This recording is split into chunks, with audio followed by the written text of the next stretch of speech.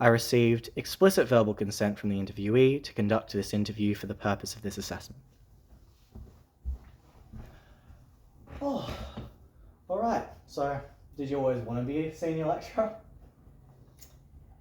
No, I kind of stumbled into it. I think it was more of a decision around some practical things, combined with some knowledge and experience I had in particular industries.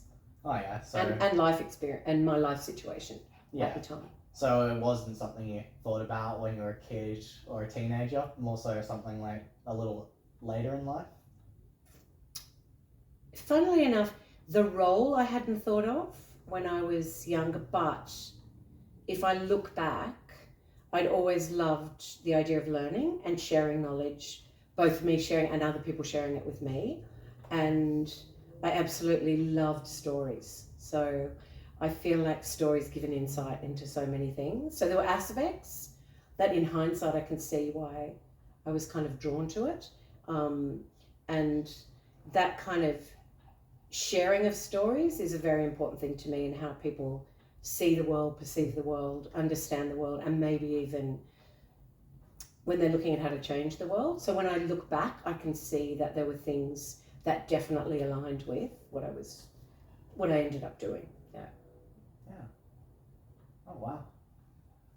So what led you to this career exactly? What do you think, life aspects specifically, if you could elaborate just a little bit more, apart from your love of storytelling and such? Absolutely. Was there any big life events that there were actually, because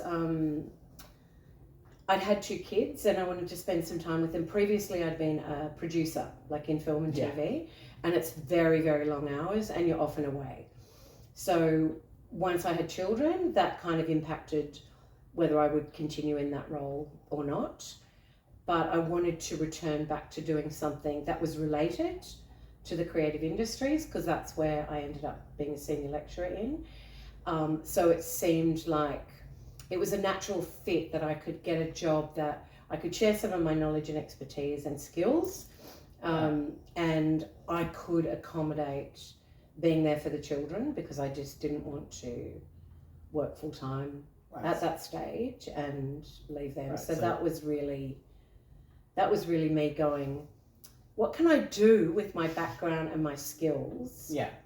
That's not exactly what I've done before. I have to rethink my whole career now, but it was important to me to stay in that creative space. And also, I guess it was, the stories were important, but also that sharing of knowledge and learning. Like I said, they've always been important to me. So so the sharing of learning, knowledge, the creative aspects of it, that's what led it to being the right fit for you? Yeah, I would say so. As like I say, as well as those practical considerations. Yeah, what would those be? Like, what sort of values or skills would accompany being a lecturer specifically? Like, what do you think you'd need in order to succeed in being a senior lecturer? Well, to me, genuine learning is always around an openness.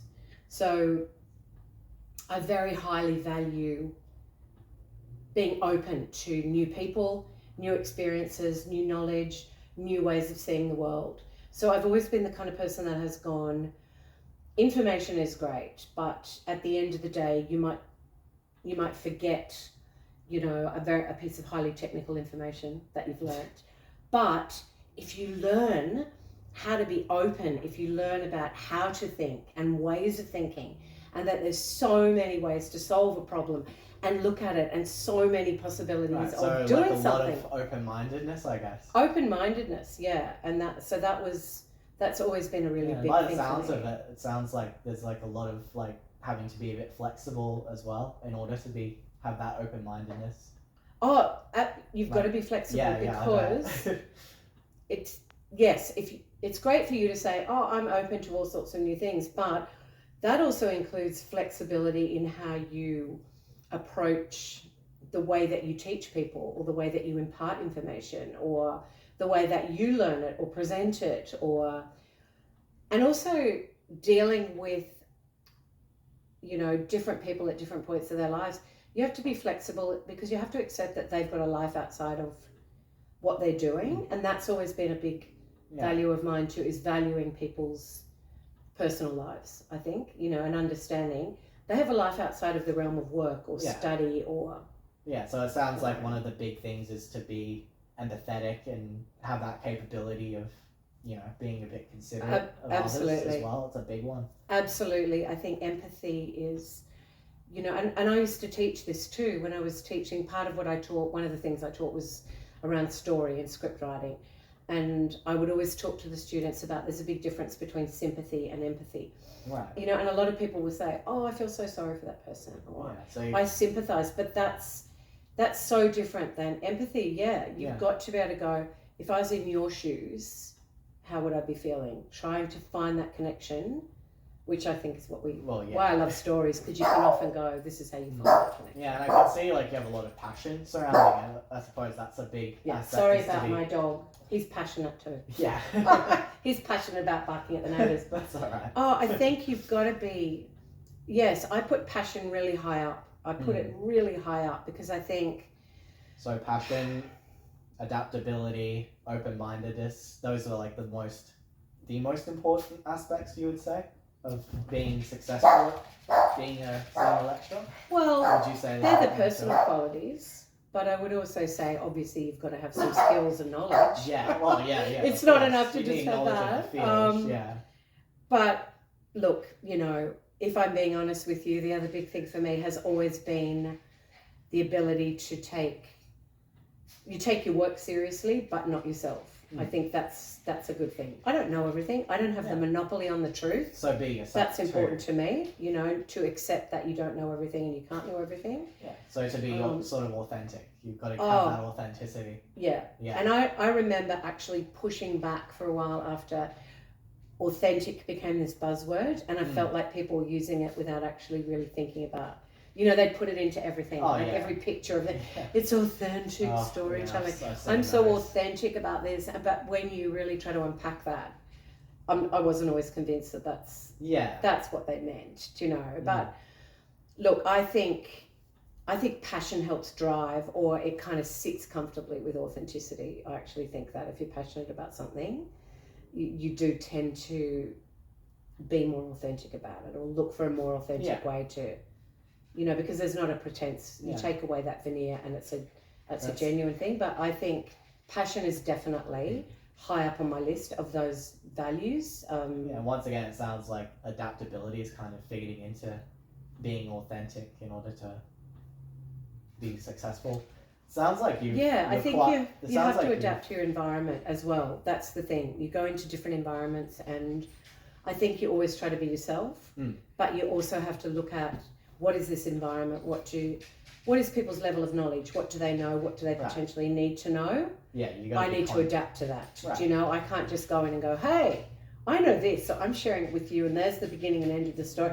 That's like such a tunnel vision, and it's kind of, I don't know, it's this linear way of thinking, of learning, which is you go from step 1 to 2, whereas I'm much more a big picture, circular kind of learner, you know, so... I think that requires you to be adaptable, and it's fun, but it's challenging. No, it sounds like you need a lot of creativity, and I'm glad you said that, because I was just going to ask. It sounds like you've got a good grasp on it, but what were the challenges you found, or like things you didn't really expect, where you think you walk into it expecting one thing, and then you walk out realizing that it wasn't what you imagined it to be? Well, I'd say number 1 is that. Even though I had that academic, you know, the qualifications and the background, you know, I'm still kind of, there's a lot of, because I was teaching in the creative industries and I'd done a lot of creative work, there's probably a lot of freedom of expression you have, and you can sometimes break rules. So for me, working within very strict processes was very challenging. Do you know, you have to fill out this form exactly.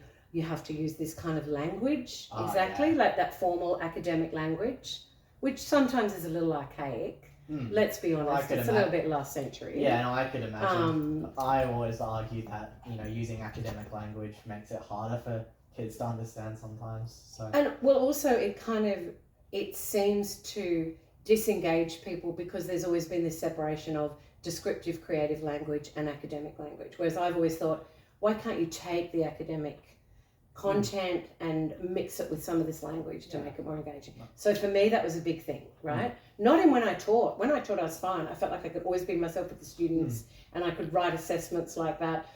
But the bureaucratic stuff, I found quite challenging. Fill out the report like this, use this language. I found that very challenging. I found that it was very hard to stick to what the institutions deem as enough time to do the marking. Right. So they would go, each student gets 15 minutes. So I would spend weekends doing marking because I would want to give them feedback. This is why, this is maybe what you need to look at. Here's a few suggestions. That sounds quite time consuming. It was time consuming, but then what's the point of just saying to someone, that was a crap assignment, you fail, or that was brilliant, you've got a high distinction. How do they learn from that? They don't know what made it great or where they need to improve. So giving a lot of feedback, I found that very challenging. So I set up my own system and started giving verbal feedback as well. Because I said to people, I can talk a lot in 5 minutes to students, so talk to me. I bet that would be a bit overwhelming having to mark that much. Did anything ever make you... It's the time constrictions. Yeah. Did that make you sort of doubt your ability? Were you kind of in your head thinking, oh God, can I do this? I think it makes you doubt it, as in when it's a very short time frame that they've given you, you realise that by the time you've marked several assessments, it's starting to blur. Right. And so ideally you need to walk away and come back. In fairness to the students, and you can't always do that. So yes, I found that lots of coffee helped, and walking around in between marking stuff helped. So look, I found those things challenging, and I would have to say too that personally, and this is just a personal opinion, that in the more recent years of lecturing, I found it quite challenging to address some of the issues around what I see as an increasing level of tribalism and more black and white thinking, which has meant people maybe dismiss content more quickly because they're like, oh, that's older, or that's a different way of thinking, or we don't think like that, or I'm not talking to that other student in the class because they don't sit within my tribe. Yeah. That's been very challenging. So how to bring students together. How did you get over that hurdle? And was there anything that made you doubt that the career was the right fit for you in general? Okay, so to answer your first question, how I overcame that hurdle was I would establish classrooms in which there were very open conversations, and I would play lots of different content, encourage different conversations, and I really tried to set up safe environments, and from the word go, I would say there's lots of different people in this classroom. They've all come from different backgrounds, but won't it be great to find out where they've come from, why they think the way they do, what's led to them. Be open. And I have to say that paid off. Gradually, students started coming out of themselves more and being able to engage with people that they acknowledged later on they ordinarily might not have because of that. But it didn't work with everybody. I have to say that. It does not work with everybody. So that was difficult. And sorry, now I've raved. And what was the second part of your question? The second part was was there anything that actually made you doubt something so much, like a challenge so big, that you were actually considering whether you really were the right fit to be a lecturer, whether it be, a couple of years in, or, even on your first month or so? Was there anything that made you doubt if this was actually the right career for you? Doubting, yes. Number one was I was at a point where I started thinking, I'm a mentor, I'm a spectator, I'm an observer, I'm a nurturer of content and people's lives, but I'm not actually doing stuff myself. So I started doubting that because I missed doing it. I realized that I was like, I want to be making or writing or creating the stuff that I'm helping them do. They're doing it. So it's, so I doubted that because in my soul, I felt like I wasn't nourishing that creative aspect of myself enough. So I doubted that. And I also again, going back to it, I have doubted what is, what is my place in, I don't know, in an institutional setting, I suppose, where I feel like some of the things that were happening in that space I was not necessarily that keen on. I think that we have some lags in our education system. That tribalism that I mentioned, I have seen that pervading things. I've seen some choices made at a very high level that feel like they're paying lip service to certain things, but they lack authenticity. Sorry to use that word. No, that's okay. And it sounds like there wasn't anything big that made you doubt yourself to the point where you were thinking maybe this isn't right for you at all. There wasn't a moment where you kind of thought maybe I should quit, maybe I'm not fit to be a senior lecturer. There was a point too at which I thought, I've been away from the industry for some time now. So when I first started doing it, I still had my toes dipping in the industry, and look, over the years, I still got to work on people's projects and, advise and script edit and come up with ideas and so forth. But increasingly, I felt that I was very disconnected from some of the advancements, perhaps, the technical stuff. So, like, the cameras changed from when I'd been out doing stuff. The editing software had changed. So the technical capability, it actually did make me doubt, am I able to, even though it wasn't my job to teach the tech, I'm teaching students to go into a space that is increasingly things like AR, VR, all that sort of stuff. We're having virtual production. That made me think I need to get back out there or upskill. Yeah, wow. No, I bet that would have slapped you in the face. Yeah, that was quite a bit. Well, because I've never been highly technical. Even as a producer, what you do is your job is to oversee and be involved in everything, but you're not the one pushing the buttons. You're the big picture person, and then you're honing everything, but you don't have to have those technical skills. Right. So what made you more confident in your ability to continue with your career and just get over that challenge of, oh God, there's all this technology. I don't know if I fit in anymore. What made you more confident? I researched a lot of things. I spoke to people who were working in those areas. And I would also be very upfront with my students if there was a technical question. As I said, I wasn't teaching technical stuff, but occasionally they'd ask. Of course. And I would be upfront with them and I'd say, I don't know the answer to that, but I'm going to find out for you. Yeah. So by the sounds of it, the big thing you did was when you faced that, big challenge, you actually thought, well, hang on, before, now that I'm considering these thoughts, maybe instead I should upskill. Yeah, and it's also, well, to be honest, it was also for me a thing of going, I talk about being open to new things all the time, and I encourage people to do that. So, turn the mirror back on yourself and go on, learn new things, be open to it. Yeah. And so even though it was a bit scary, it was good to actually then live that value. I'm living it as well as preaching it, I suppose. So it was kind of a good wake-up call, really. That's good advice. Yeah. So what would you say was the best part of being a senior lecturer and the worst part of being a senior lecturer? The best part, lecturer.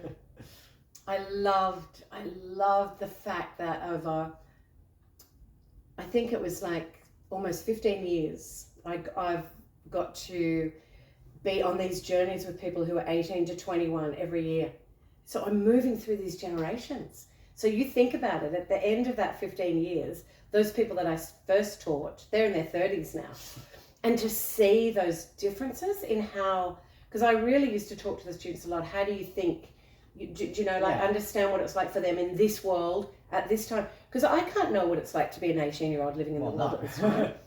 But I could vicariously, and I've always been interested in people and their stories. So to me, the best part was being able to share in that and try to go, how do I work with that then to impart my knowledge and wisdom, but also their knowledge and expertise, and bring that together in a collaborative, creative, like that to me was amazing. So one of the best parts That was is amazing. just the amazing growth of the students from where they were on day one Yep. to like where they are now. And the fact And the that I got fulfilling, to, I guess it felt quite fulfilling. it's so fulfilling. Yeah. And it's also that the level of collaboration that you get to do. You know, people sometimes think of lecturing and teaching as something which is top down or linear. I'm here, you're there. This is where you start, this is where you end. And as I said earlier, I'm not good at linear thinking anyway. So I feel like it's not really like that. It's a shared experience. Do you know what, to me, it's almost like a performance, you know, because I was a performer as well.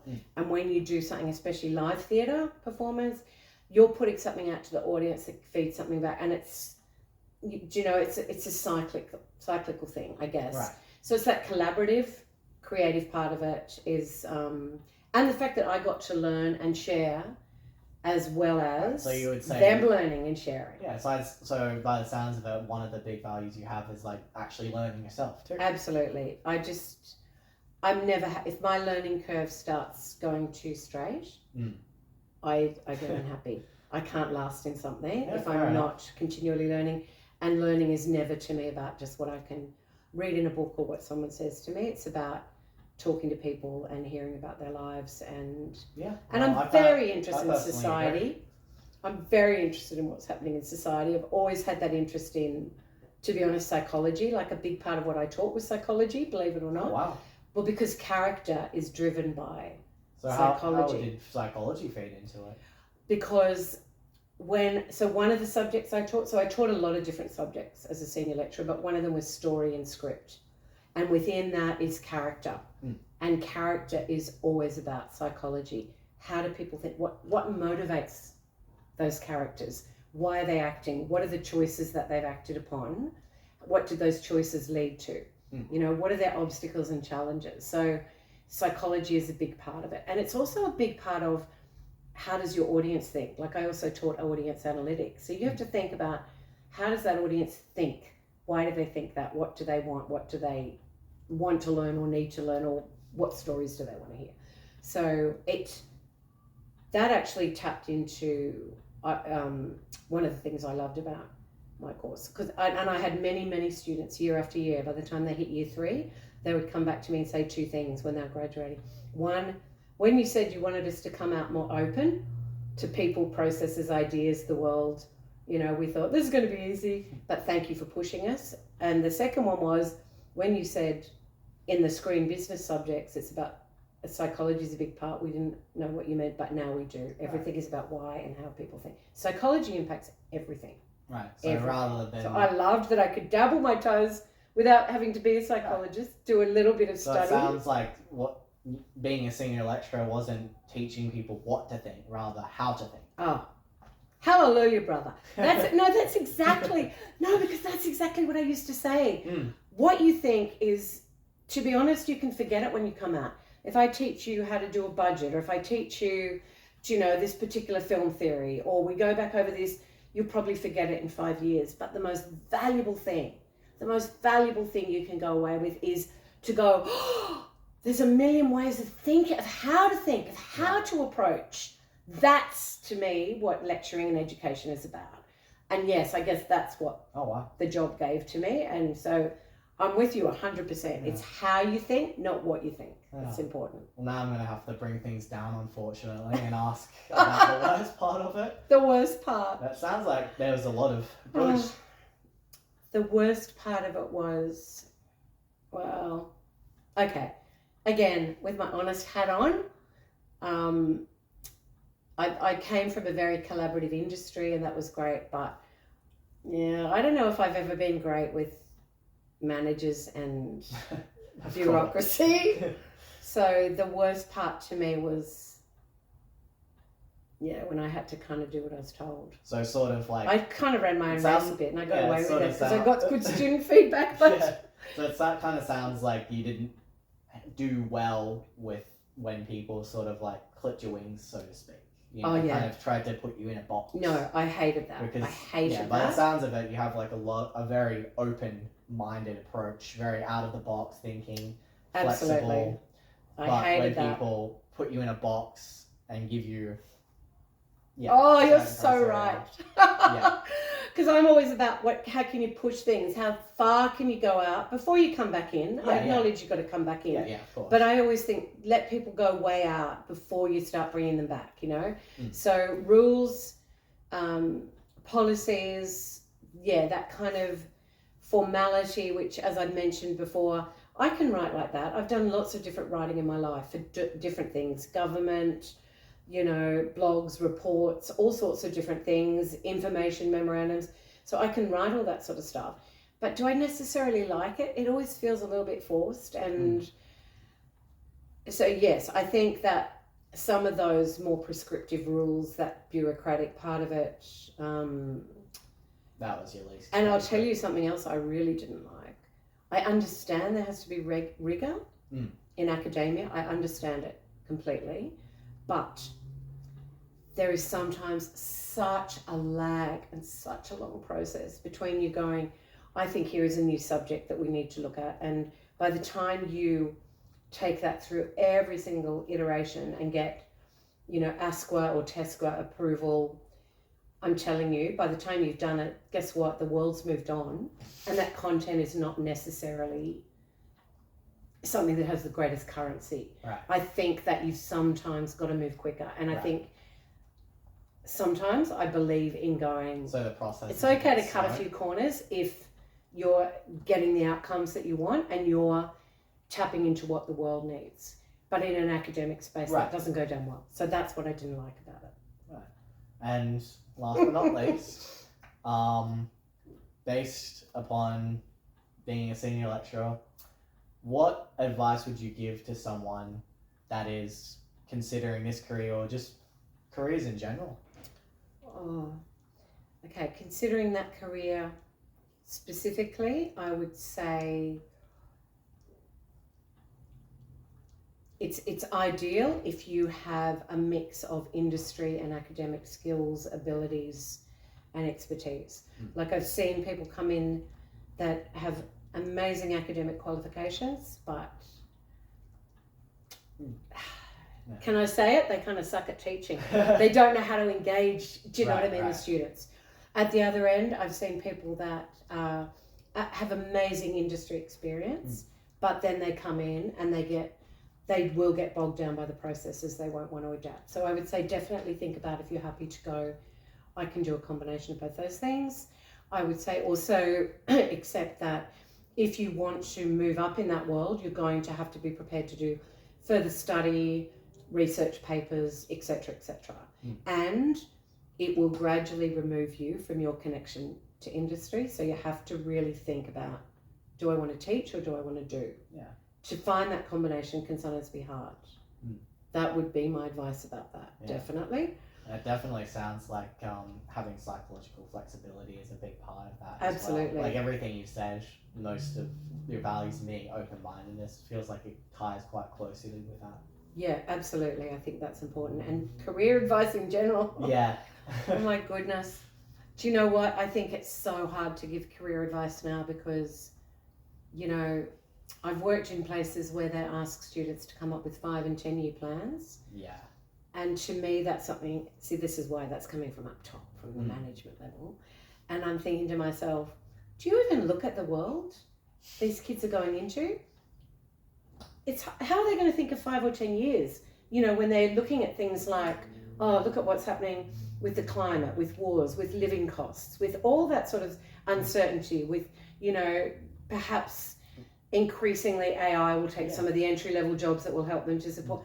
They can't think that far ahead. Yeah, no, it sounds like you have to have some empathy. So I think we need to rethink that kind of career advice. So I would think, rather than think about jobs, I have to be honest, rather than specific jobs and a career trajectory, my advice would actually be, what do you love and you think you could be good at? Like the idea, the sector, the group, the industry, the topic. Do you know what I mean? Rather than specific career roles. And look at how you can do that. And don't think you have to go, I've got to map out, I've got to do this, then this, then this. It's good for some people. I'm not saying don't think ahead, Some people, that's great. Go, I'll get a degree, I'll get a master's, I'll do postgrad study, I'll become this. For some people, that's great. But generally, I think that really, really closely look at what you love, where your values lie. Because you know what? In 10 years, if you're doing something as a career choice and it doesn't align with your values, like I really think values are integral to everything. I do. To your job, to your life, to the stories we tell, everything. If it doesn't align, you're going to end up in a very dark place.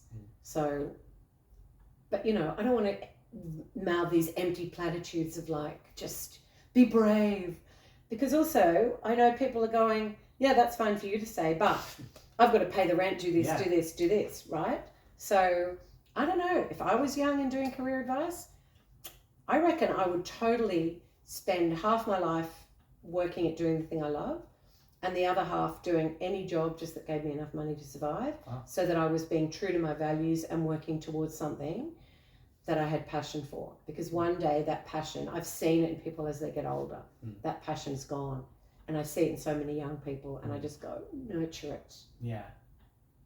Live to your values, live to your passion, with a little bit of a dose of practicality on the side so that you can survive. Well, just from that, it sounds like one of the big advices that you could give there would be about having psychological flexibility. Yeah, absolutely. That's what I can hear from that as well. Yeah, and pay attention to your mental health. I know everybody talks about it all the time, but you know, if things are, and that's what I mean, tying it into career stuff. If something's going to make you anxious and you're not going to love it, how do you think you're going to end up? Do you know? I do think you've got to have some resilience, like I say, and you know, you do have to have some practicality as well. But it's balancing those things. It's balancing adaptability, resilience, openness, passion.